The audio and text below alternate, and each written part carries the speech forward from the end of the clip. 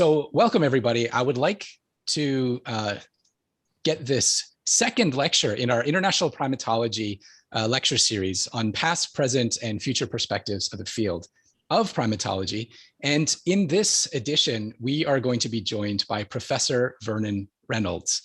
You can see the poster here, part of it up on the screen.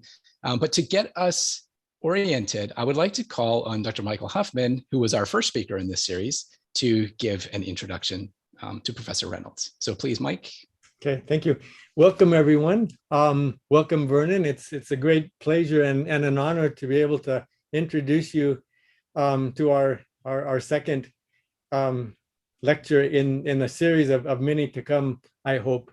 And for all of you listening in, I'd like to let you know what a pleasure and what an honor it is to introduce you to Vernon, who I've known for many, many years, since 1984. I think the first international primate conference that I attended, which was in Nairobi, I ran into Vernon at a local restaurant.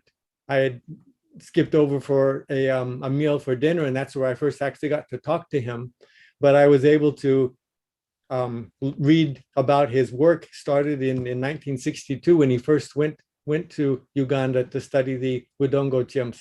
And something special about the work that he was doing, 1962 was very, very early on in chimpanzee research. So he's one of the three people who were actually starting actively studying wild chimps in the 60s. The first, of course, is Jane Goodall, started in 1960. And then Adrian Cortland was working in West Africa, close to the site of Bosu. And then Vernon and his wife, Frankie, went to Uganda. So some of the earliest things that I learned about chimpanzees was from his work and Jane's work.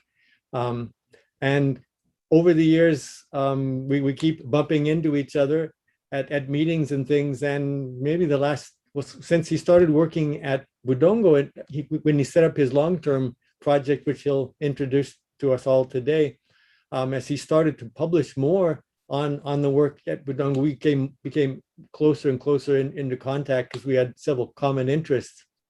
I was able to visit. I sent a student over who spent some time there, Paula Pebsworth, and right now, in fact, a student from Oxford, where Vernon is from, is there with Kat Horbeter. She's starting some field work there as well. So we've had a long friendship, a long connection with Budongo. And Vernon has really contributed a lot to what we know about chimpanzees, adding a different perspective from a different site, which is so important. So I'll end here and I'll let Vernon explain his fascinating work and the great contribution he's made to chimpanzee conservation. Vernon, I'll hand it over to you now. Thank you. Thank you, Mike. Yes, thank you so much for that lovely introduction. Very happy to be here, and I think it's the first time certainly the first time I've done a webinar to and with you folk from Japan, so that's a great honor. Now, rather than waste time talking, I'm going to try and get my presentation up in front of us. Looks like that might be the one. Is that looking good to you? Yes, you're all muted, so I can't know, but that's perfect. Okay, thank you. All right. So this is just the poster, which I think you've seen already. It's been up in your institute. It just shows our camp, and this is what I'm going to talk about. It's going to be a friendly talk, not a highly scientific talk, this one. It's going to be informal. I'll just tell you a bit about how I got involved. This is what Mike asked me to do, so this is what I'm doing. And try and get a feel for what it's like, setting up a field station like this. Okay, so now let me see what happens if I press the down button. Nothing. I need to find how to move on to the next. This always happens. to the next slide. Anybody got any ideas? Sorry, Vernon. Yeah, it should be if you, there you go. I've got it. I don't know how I got it, but I got it. Okay. Yeah, so people sometimes ask, how did you get into all this chimpanzee stuff? And I never know really the answer to that one, but I think it was my son or daughter, one of them suggested that maybe it's something to do with the chimp statue. Well, he's actually quite small. He's about 15 inches tall. A bronze, here it is, and it shows a chimpanzee looking at a skull with a pair of calipers in his foot. He's actually sitting on some books, and from the other side, you can tell what the books are. One is Darwin, and the other is the Bible. There's a lot of thinking went into that, and I must have perhaps thought about it when I first saw it. I think I was 14 when I first came across it.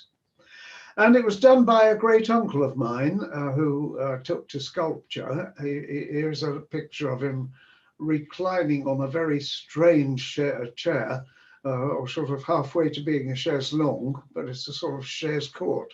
Anyway, great uncle Hugo was my ancestor who did this statue. It's been copied many thousands or perhaps millions of times since, but he was the first. Now I plunged straight into my first bit of research, which was on rhesus monkeys for my PhD. And at that time, I was reading the Japanese literature.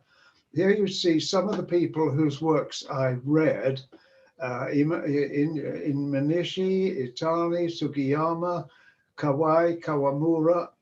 I got their papers and read about them. They were looking at your lovely Japanese macaques, and I was looking at rhesus monkeys. That is actually a page from my old PhD, which I dug up on the shelf here. But I really, I had this idea, you know, rhesus monkeys were, and I was at the zoo in Whipsnade Zoo in England for that, part of London Zoo. So I wanted to get out to the wild, and I wanted to see chimpanzees really, if possible. And so Africa beckoned. And my wife and I, we were in this together. We got married around that time, and I sort of thought, let's go to Uganda. And here we are. We started out down here in Entebbe. We flew to Entebbe, and then we went up to Kampala. Makerere University is the university there. We stayed there. And then we borrowed or got hold of a short wheelbase Land Rover, and we drove up to the forests, which are marked in black on the western side, starting with the Budongo Forest. Then we went down to Budongo Forest. We looked at Itwara, Semliki, which is lovely, Kibale. Along the Woodzori, we found forest. Kasioha, Kitomi, and then Kalinzu. That's your forest where you've just come back from. Furuichi has just returned from Kalinzu. We went there. I still have a photograph from the Kalinzu forest, and down to Bwindi, impenetrable forest in the south west corner of Uganda, which was very impenetrable, just like the name suggests. So then we went back and thought about it, where would we like to make our field station? And we said Budongo. It was great. It wasn't too hilly. And also there was in those days, there was a sawmill there, and the sawmill had, you know, made roads so we could get there, get right into the forest. They even had a telephone and a postal service. It was lovely. So we went after a little short spelling campaign, we went back to try and study chimps in Budongo. Now it's just a picture to show you Budongo Forest, what it looks like from the satellite. Western Uganda, as you see, Lake Albert there is the great sheet of water just to the west of us. Then there's a rift here. This is 1,000 feet climb up from the lake, and on the top of the rift is, because this is the Rift Valley here, on the top of the rift is the Budongo Forest. So there we are on the right, Frankie and me, as we were in 1962. I'm afraid time has worked its inevitable effects on physical appearance, but never mind, that's the way it goes. And that's the little house they gave us. It was the Forest Department rest house. They gave us a little house and said, there's nobody there, you can live in it. So we had a nice little house. I could actually see Frankie just there looking out over the forest. Well, it's the first time I've noticed that. After we'd done our study, we were followed by 2 Japanese researchers. So for this talk, I've spotlighted them. Here is my old friend Yuki Sugiyama, who I would love him to be watching this talk if he's around. I hope he's there. And he came along and in 65 or thereabouts, I might get the date slightly wrong, and studied chimps at Budongo, the same chimps we studied, but he named them, and he got much further with his studies than we were able to do in our first study. He actually gave each chimp a name, which we never managed to do. And then the second, I haven't been able to find a photo of Suzuki, although I've tried. He came along and he was the first one to see infanticide in chimpanzees, and he managed to photograph it. And if you find his original paper, you'll find photographs of a big male holding a dead baby chimp and eating it.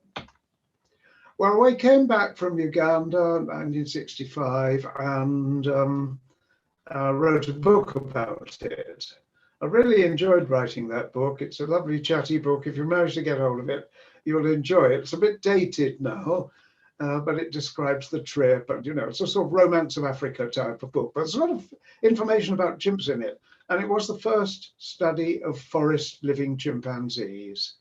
So in that sense, we were pioneers. Jane Goodall beat us to it, but she wasn't in a tropical rainforest. She was in an area with some grassland as well as some tree cover. And of course, she became immensely famous at Gombe.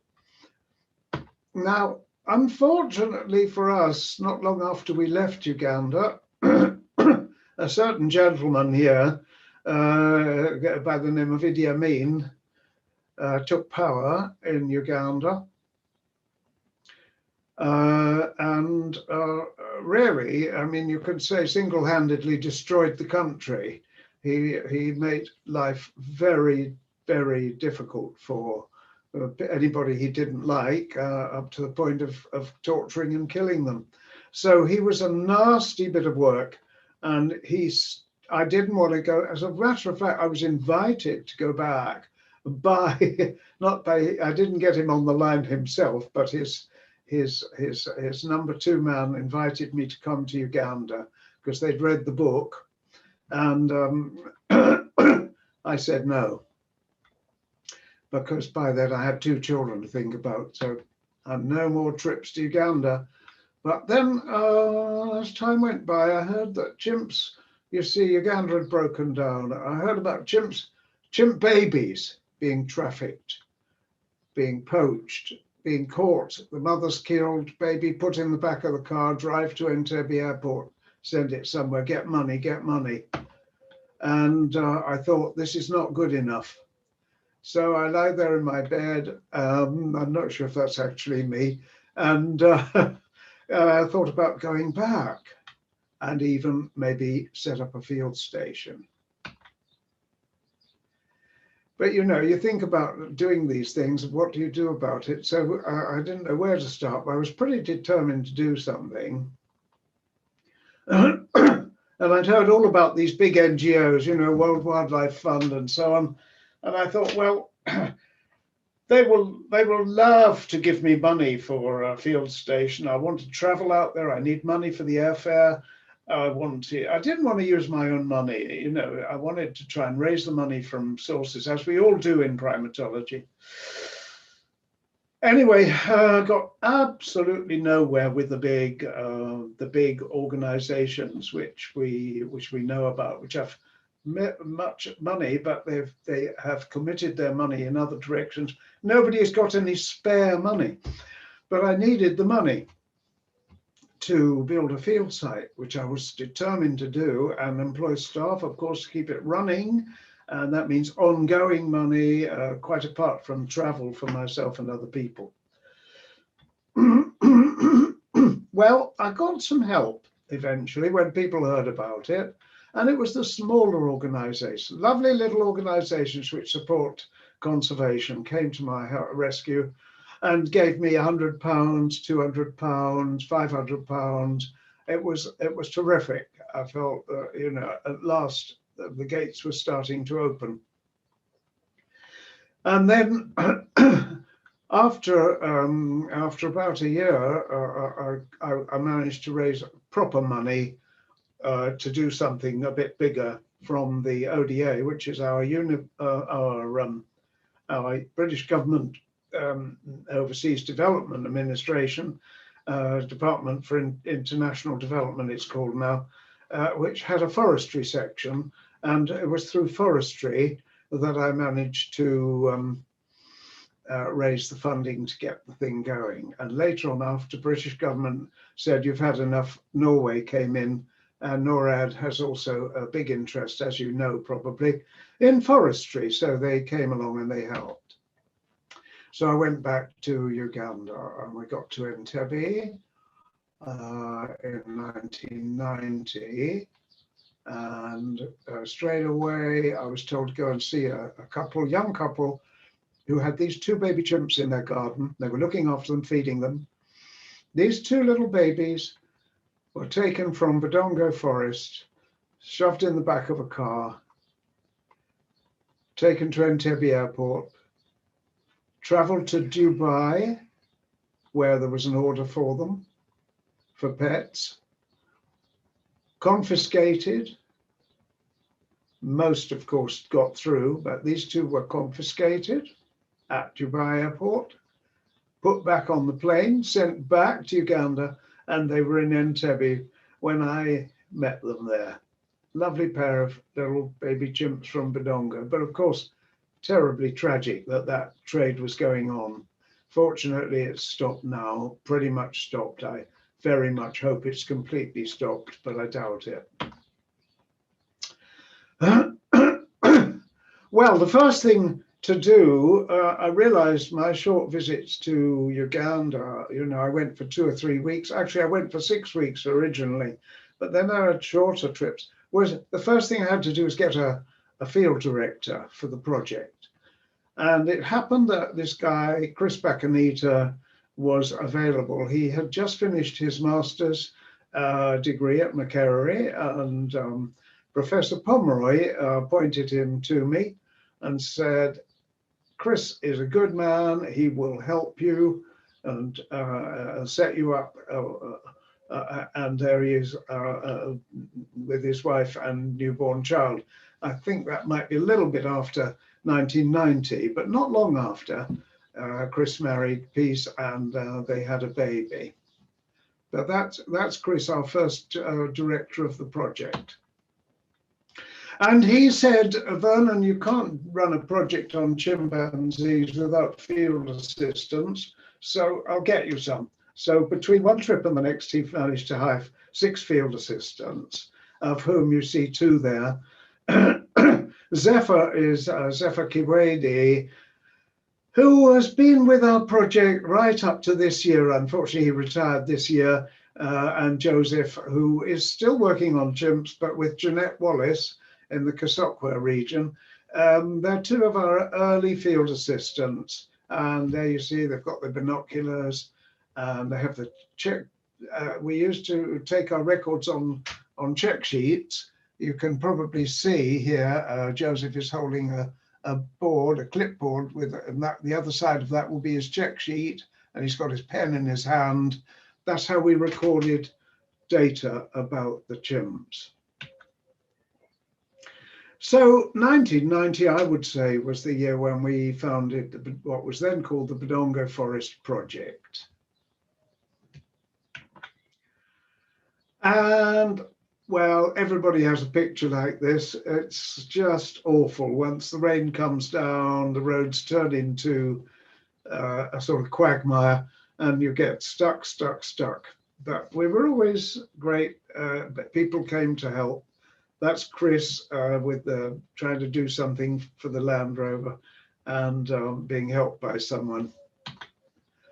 And then 1990, back in 1990, to my amazement, and it really was totally amazing, I met with a tracker who came with us in 1962. He was still there in 1990. A lovely guy called Manueri came from Bwamba down in the southwest, and he was still living there, but he was an old man. He couldn't see properly, but he said, Vernon, welcome, Buana, he called me. Buana, I'm coming with you. And he just never let me go after that. He stayed with me the whole time I was there.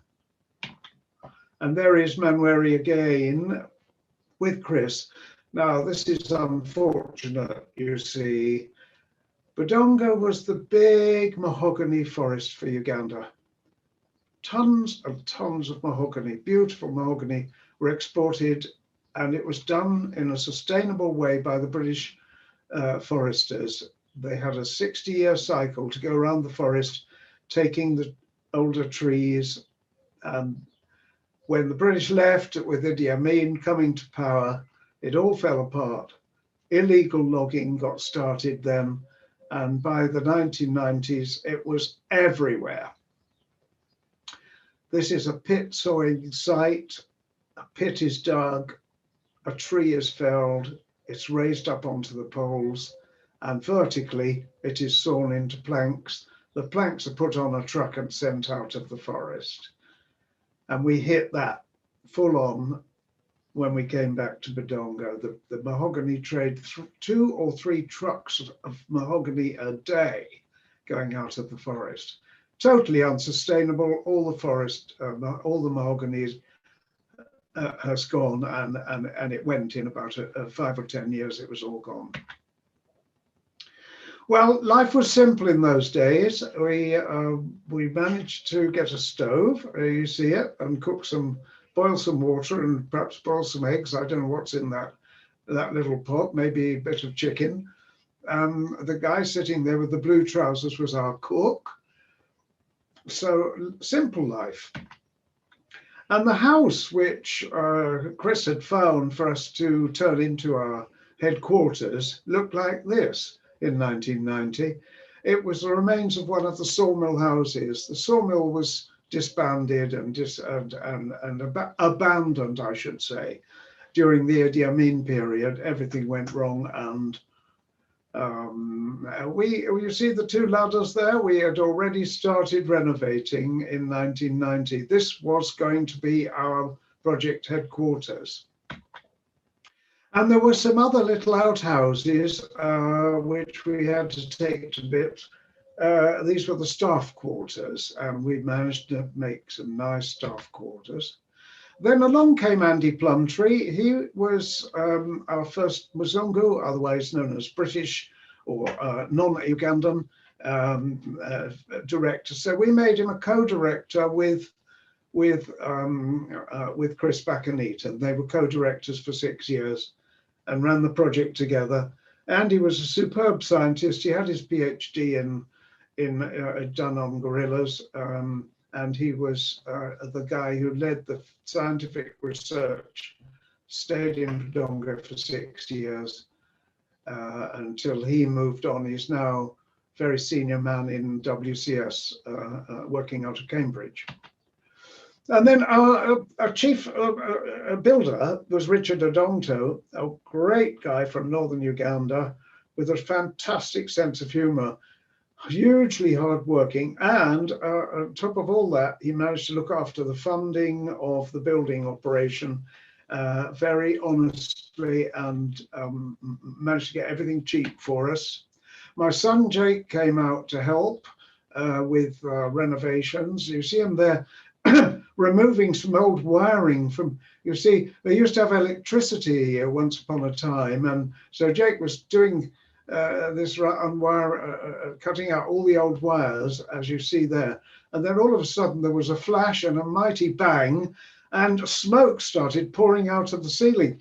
And we realized that there was still electricity in those wires, and we couldn't understand it. And then someone said, oh, well, of course you're connected to the generator. Well, we said, generator? Yes, they said, go down to the river. Went down to the river. At the river we found a little old man who had been, every day he started the generator for 15 minutes, which used to be the one for the sawmill until the sawmill packed up in the 1970s. And every day since then, he was hoping to get paid. So he came and started, and he started it just when Jake was cutting the wires. So poor Jake nearly died, the house nearly burnt down, and we nearly lost everything, but we didn't. Then my daughter, our daughter, Janie, came out. You know, it was sort of family operation, first of all. And Janie made a lovely film of the project as it came along, and the chimps. She's there filming the chimps. So it was absolutely lovely in those days. We had to have a choo, but I'm glad to say neither my son nor my daughter had to build that. We got a hard-working Ugandan to do it. The choo is the latrine they use in Uganda, a very fine way of doing a toilet. Once you've dug the hole, you put boards over it, and on those boards you set concrete, cover it with a cement screed, and then make a hole in the middle, and there's your toilet. And it's very good, and they last for years and years and years. No smell, nothing, if you keep them clean. Fantastic. And then disaster. You can see what happened. Those are the new staff houses. We had just built them. They were not yet occupied by our staff. And there was a tree with a branch overhanging those houses, and the figs, it was a fig tree, and the figs kept dropping off the tree and banging down onto the iron sheets which formed the roofs of the houses. And the people who lived in them said, we can't sleep at night because these figs keep dropping. Please get rid of that tree. So we called in a man to fell the tree. And what did he do? He felled it on the houses, after having said he was this brilliant, skilled tree feller, and he would fell it into the forest. So actually, he felled one of the branches directly down on, and we lost 3 houses. So we had to do them again. I was there at the time, so it rather sticks in my memory, and it's not a photo I really like to look at. So let's move on. That was the picture we started with, wasn't it, on the poster at the front? It's the thing in the middle is called a banda. It's a wonderful thing. You find them in Uganda, probably all over East Africa, maybe elsewhere. Straw roof, low brick wall, open for the air to pass through.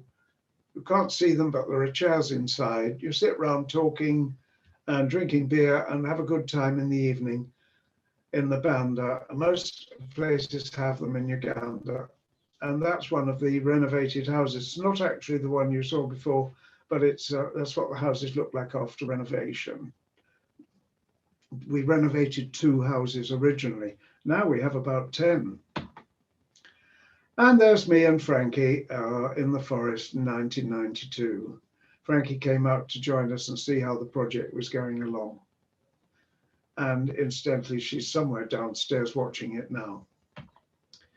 Well, the first thing we needed was, well, no, not the first thing. The second thing we needed was a new director, because Chris had to go. And in 1996, we got a guy who had already done a study of chimps at Budongo, no, of the forest. He didn't study chimps, he was a forester, and he made a study of the forest at Budongo. And then he was so keen on Budongo, and he wanted to stay on, and he was such a brilliant guy. We said, okay, we appointed him as the new director. And he still is the top man at Budongo, although he's a senior man in Makerere University now, but he comes to see us once a month in Budongo. And then we got this question. I hope you can read it. Who do you belong to? Now, this question came from the forest department, the people who owned the land that we had built our camp on. And we were busy working away, studying chimps. Students were arriving. We had money. And then the forest department said to me, the head of the forest department in Kampala said to me one day, because I always used to go and report on progress to him, who do you belong to? Well, it's quite a question to get asked, and we hadn't really thought too much about it. We thought, well, we're doing okay, but you have to belong to someone. If you want to stay in a foreign country, you have to be in the institutional network of that country. Were we part of Oxford University? No. Were we part of Makerere University? No. Were we part of the Forest Department or the National Forest Authority? No. The Zoological Society of Scotland was providing us with money in those days. They still do. Our core funding comes from Edinburgh Zoo, but we weren't a part of Edinburgh Zoo.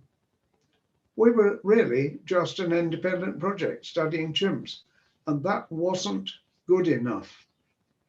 We needed a link. And I wanted the station to be Ugandan anyway. I didn't want it to be an expat project, expatriate project. I didn't want it to be a British project. I wanted it to be a Ugandan project.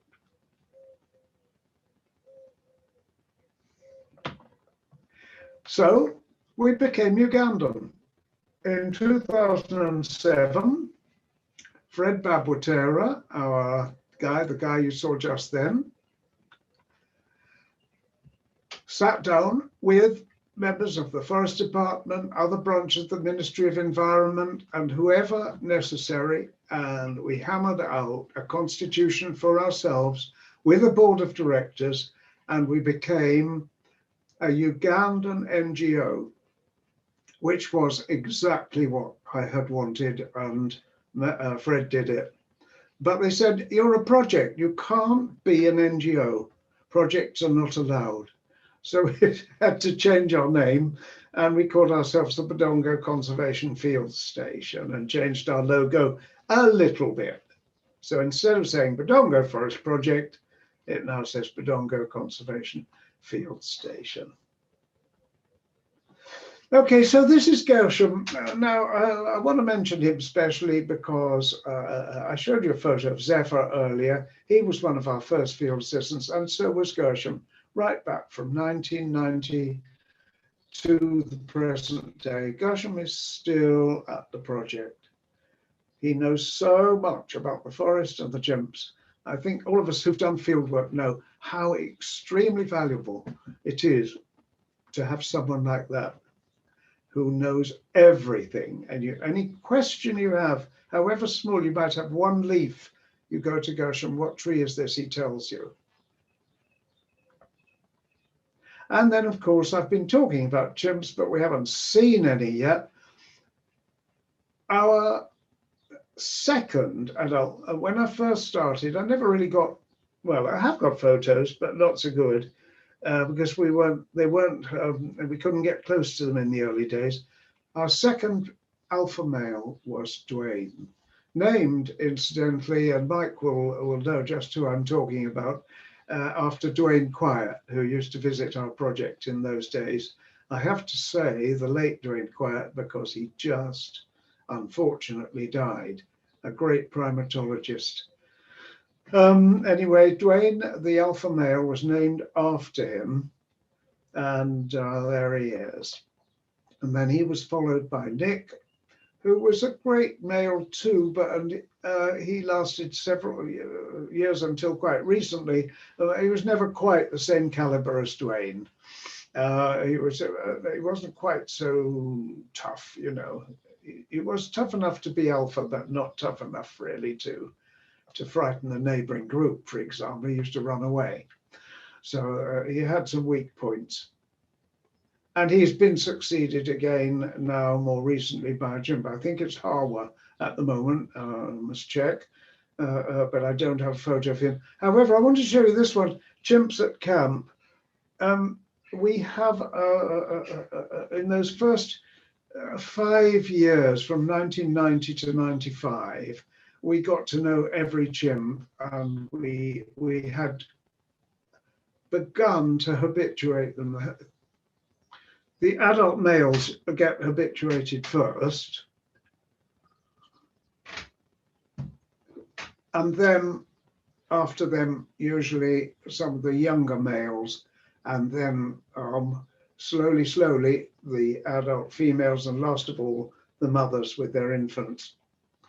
And by now, by about, I would think, by the year 2000, we had habituated all the chimps in our community. Now, when I say our community, I mean the Sonso community. And our camp is the Sonso camp, and they're named after the river Sonso, which runs past our camp. We've since then, during the 2000s, we've habituated a second community to the north called the Waibira community. But for the first 10, 15 years, it was just the Sonso community. And of course, with our camp being in the, as we later discovered, our camp was right in the middle of their range.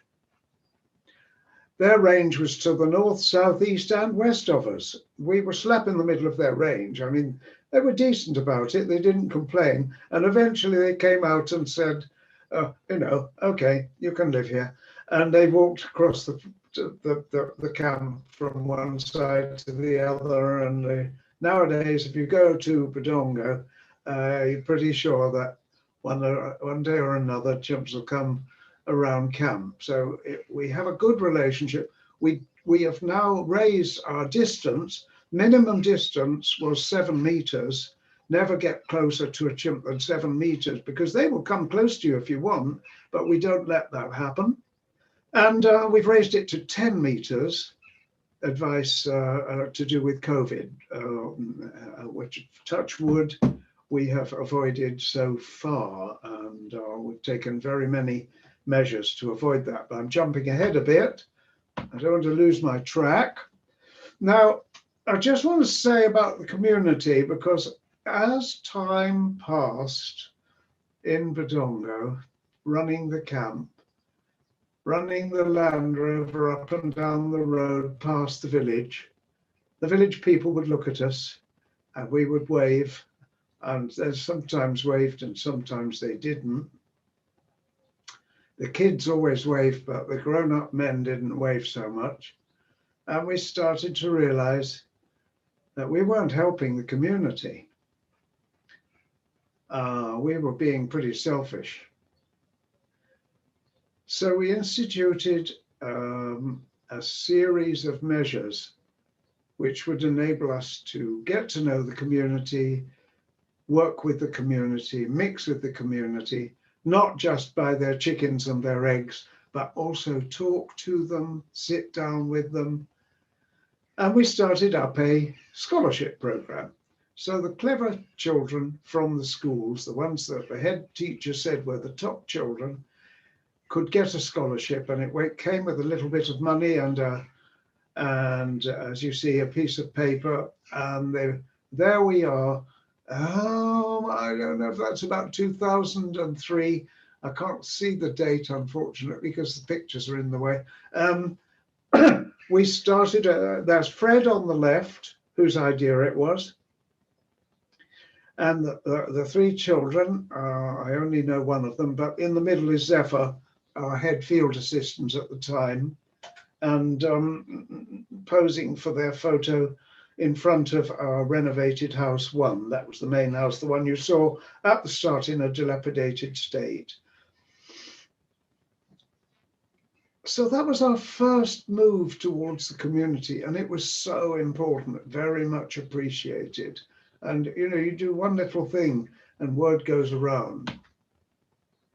Well, we also went into the local schools and we talked to the children about chimpanzees and conservation, a word they had never heard and couldn't understand.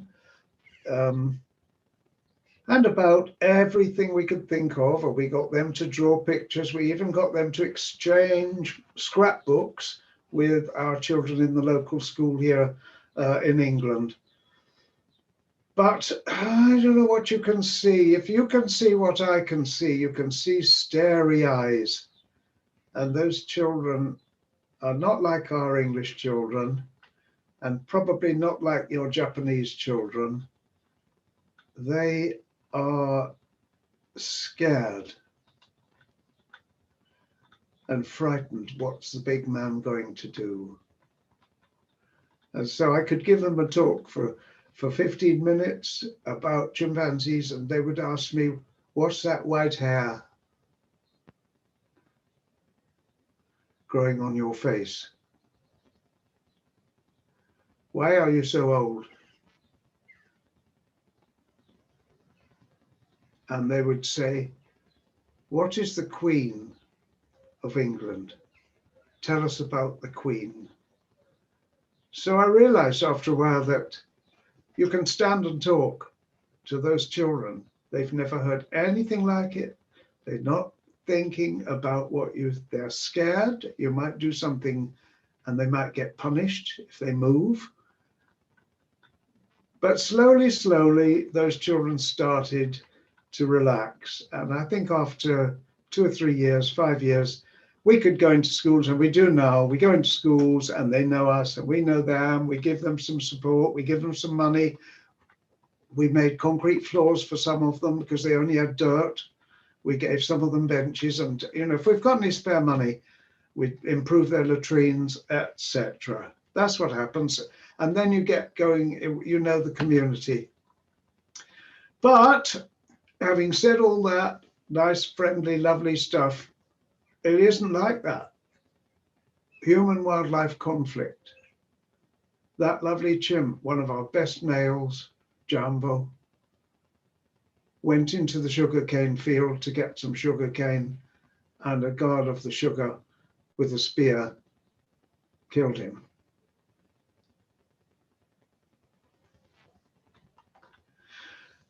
Not long after that, we decided we needed a vet, and we were very fortunate. We obtained a lovely, very skilled and superb vet called Caroline Asiimwe, who was newly graduated from Makerere University.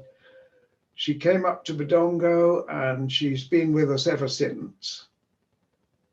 And she's the person who does our vet work.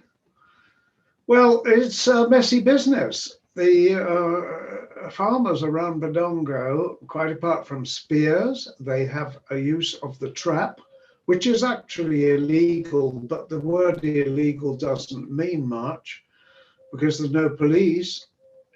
The trap is set around people's gardens to stop crop raiding. That's the big problem, crop raiding. That's one of the big problems. And a chimp got caught in a trap, and there's Carol on the right, and she's been helped by some vet interns, because we get interns coming up from Makerere for training. I don't know what she's had to do there. She's removed the trap, certainly. But I can't see quite what's going on. Anyway, in some cases, unfortunately, you have to amputate, but most times a chimp can have its wound dressed and they survive. Sometimes they lose the use of a hand or a foot. They might even lose the whole foot in the trap. but they do usually survive and sometimes even get the use of their hand or foot back. Now, much more common than the trap is the snares. These snares, here we are talking about snares, but these snares are very real and they're being put in the forest, Budongo Forest, every day. I wish I could say that had stopped, but it hasn't. It still happens. And every month I get the statistics from Budongo, how many snares they've removed. These are our snare removers. Those are the snares. And there's a chimp with a snare on its hand, Kana. Can you see its hand is curved round? This is what we call claw hand. It happens to humans as well. And if they get, of course, in humans, it's usually people get their hand caught in a door or a window and somehow squeezed, and the tendons and muscles and nerves of the wrist get destroyed and the hand goes into a claw shape. And there, that poor old chimp has got there. Now, it may bite it off, it may get it off, but whether it will recover its hand, I don't know. So there's our snare removal team in 2013. Ex-hunters themselves turned conservationists. So they knew where to find snares, how do people put snares on. And surprisingly, they were not ostracized in the village. They still lived in the village with the people putting the snares. They were known to be snare removers. I thought they might get into trouble, but they didn't. Ugandans are able to cope with that. So we decided, what shall we do? And we called a meeting of the hunters. There they are on the left. These are not our staff. These are village people. They came to camp. They thought maybe we'll get money. I don't know. They came to camp. They'd heard we wanted a meeting of all the people who put snares in the forest. You will not be punished. So they came to the meeting and we explained to them, we will give you goats if you stop putting snares in the forest. Go away and think about it. If you have goats, we'll give you 2 nanny goats, 2 female goats each. We'll bring a male goat round. You can make a goat herd. You can have meat forever. Just stop putting snares in the forest and getting the wild animals. Keep goats. And it was very successful. I would think 2/3 of all hunters signed up for that. They promised that they would not put snares in the forest if we gave them goats. And also we said, we'll bring the vet round and look after your goats. So we had a lot of success with that. Some didn't want to have anything to do with it. They smelt a rat or detected a trap of some sort. There was no trap, it was a genuine move. Unfortunately, I have to say, some of those guys cheated on the scheme, and we had to introduce a rule that once they found cheating, putting snares, as well as having goats, they lost their privileges, they lost their goats, and they would never be allowed to take part in the scheme again. So there was a little stick as well as a carrot for that scheme.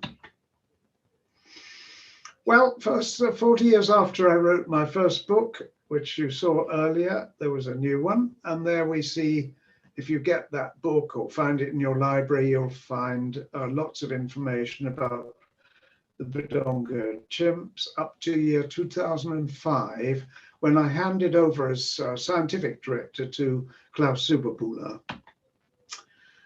from Switzerland, who is still our scientific director today. Sometimes you don't know what's going to happen, well, a lot of the time actually, and on this occasion I didn't know I would be drawn into research myself, because I'd been largely managing the project. It's a full-time job, you know, when you set up a project and manage it. But I did a little bit of behavioral research, but mainly not. And then there was something going on. We saw it all through the 1990s, and we didn't know what it was. That's a young Raphia tree. I couldn't get a big one because you couldn't fit it in. But can you see the tree is growing here? These are the Raphia leaves, young ones. those leaves grow enormous, 60 feet long, and they're used for raffia string. It grows in swamp forest in Uganda. And when the tree dies, the top falls off and the trunk becomes hard, very hard. But the trunk doesn't fall down, it stays up like a sort of chimney. And the chimps make a hole in the bottom of the tree with their teeth and their fingers. They gradually work away. They work hard to make this hole. And this is, they then put the hand, when they can, they get a finger or a hand eventually, they put the hand in the hole, pull out the pith, the dead pith from the inside of the raffia palm and chew it. They put it in their mouth and chew it, chew it, chew it, chew it, chew it, and spit it out. And here is a spat out bolus, or we call them a wodge. That's my pocket knife to give you an idea of size. A wodge of chewed raffia pith. And that's Zefa and Nambi. There's a hole here, and they're getting their hands in it. Sometimes two chimps feed together. That's a couple of our chimps feeding on the pith. Why make a hole? Same picture. Why make the hole? Why chew the pith? What are they getting? So we collected wodge samples. I brought them back to the UK, and the University of Brighton, which is quite near where I live, had facilities for measuring the mineral elements. We wanted to see if there's any minerals in there, because we knew that animals and chimps and all primates eat minerals. Andrew Lloyd, Professor Andrew Lloyd at the University of Brighton,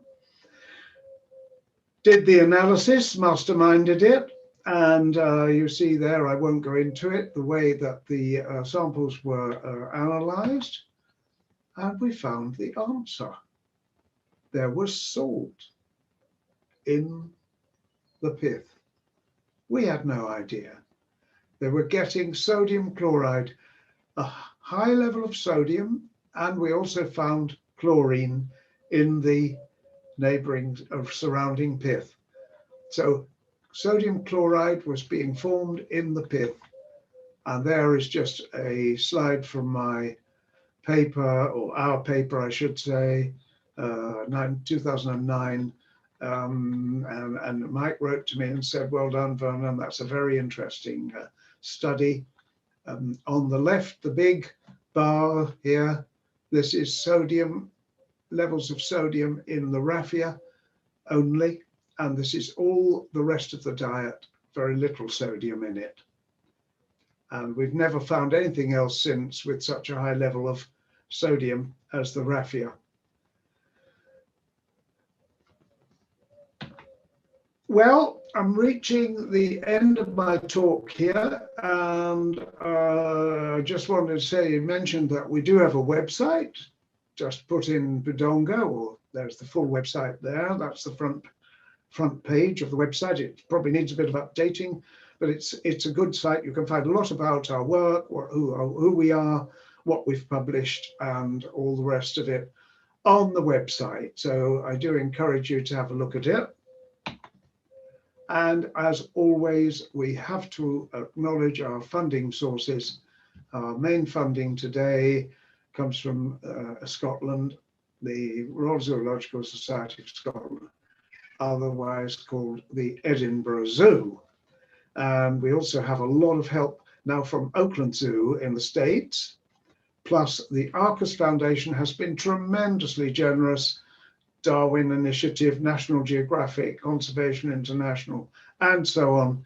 And my own work, in fact, on the raffia pith was funded by the Mohammed bin Zayed Fund for Conservation of Species. So I believe that's the end of my talk. It is. Thank you all very much for listening.